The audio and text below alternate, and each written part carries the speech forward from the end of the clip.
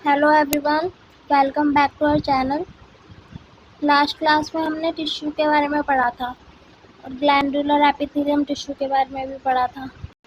इस क्लास में हम पढ़ेंगे ग्लैंड्स के बारे में और कंपाउंड एपिथेलियम टिश्यू के बारे में।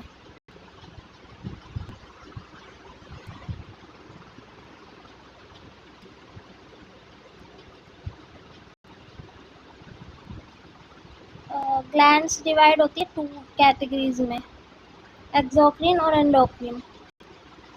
तो एक्सोक्रीन ग्लैंड वो होती हैं जो अपनी सीक्रेशंस वगैरह, जो भी उनका फ्लूइड मटेरियल वगैरह है, वो सीक्रेट करती हैं ट्यूब्स के थ्रू।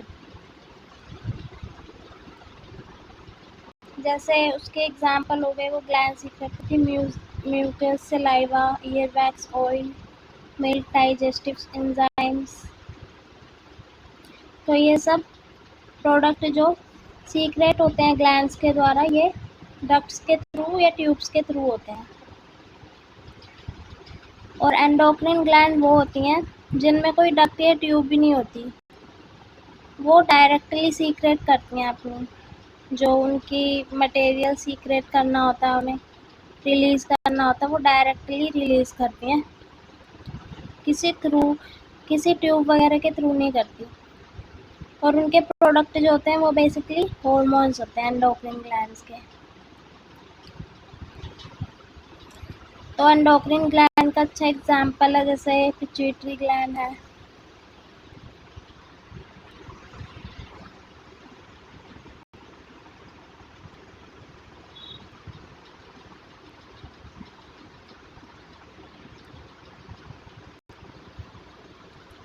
तो हम आते हैं अब कंपाउंड एपिथेलियम टिश्यू के पास।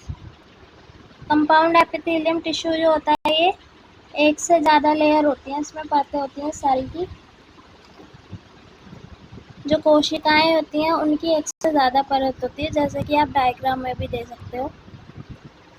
ये कवर करते हैं dry surface of the skin, त्वचा के रूखे सरफेस को ये कवर करते हैं।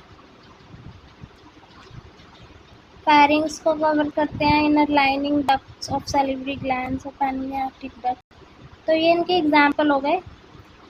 बेसिकली कंपाउंड एपिथेलियम टिश्यू क्या होता है, ये एक से ज़्यादा परतों का बना होता है कोशिकाओं की। फंक्शन क्या होता है कंपाउंड एपिथेलियम टिश्यू का? उनका मेन फंक्शन ये होता है कि वो प्रोटेक्शन प्रोवाइड करते हैं केमिकल और मैकेनिकल स्ट्रेसेस के अगेंस्ट।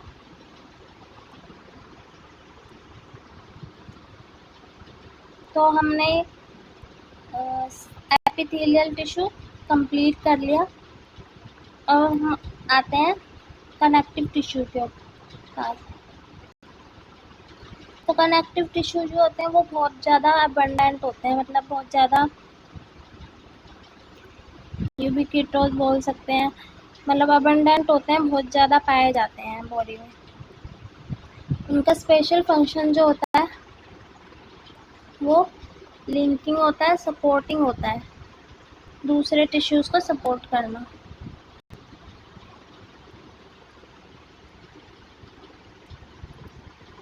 या ऑर्गन्स ऑफ द बॉडी, इन्हें सपोर्ट करना। कनेक्टिव टिश्यू में अगर ब्लड को हटा के जो भी कनेक्टिव टिश्यू होते हैं, उनके जो सेल्स होते हैं वो फाइबर्स सीक्रेट करते हैं, मतलब फाइबर्स रिलीज करते हैं, जिन्हें कोलाजन बोलते हैं, ये इलास्टिन। तो कोलाजन एक टाइप का फाइबर होता है जो कनेक्टिव टिश्यू के सेल्स रिलीज करते हैं। कनेक्टिव टिश्यू के सेल्स जो होते हैं वो पॉलीसैकेराइड्स भी रिलीज करते हैं। पॉलीसैकेराइड्स एक कार्बोहाइड्रेट होती है जो बहुत सारे शुगर मॉलिक्यूल्स को बॉन्ड करके बनाई जाती है, मतलब बनी होती है। वो कार्बोहाइड्रेट को बोलते हैं पॉलीसैकेराइड्स। पॉली मतलब मैनी।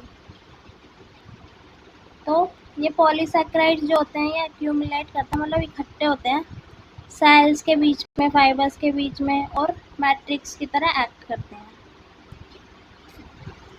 तो मैट्रिक्स हमने माइटोकॉन्ड्रिया में भी पढ़ा था पहले।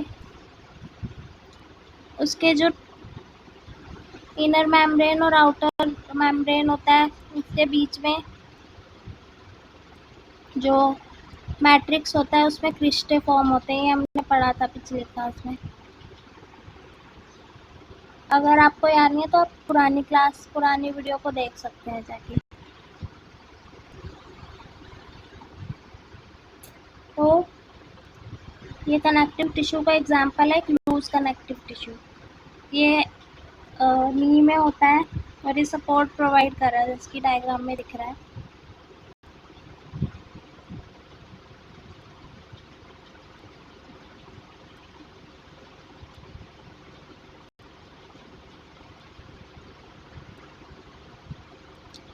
कनेक्टिव टिश्यू कितने टाइप के होते हैं? बेसिकली ये होते हैं 3 टाइप के। लूज कनेक्टिव टिश्यू जो कि हमने डायग्राम में देखा, dense connective tissue, specialised connective tissue. अभी हम डीप में नहीं जाएंगे, ये हम आगे नेक्स्ट क्लास में करेंगे।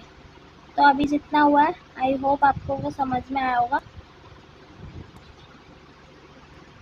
अगर आपको डाउट है तो आप कमेंट्स भी कर सकते हो।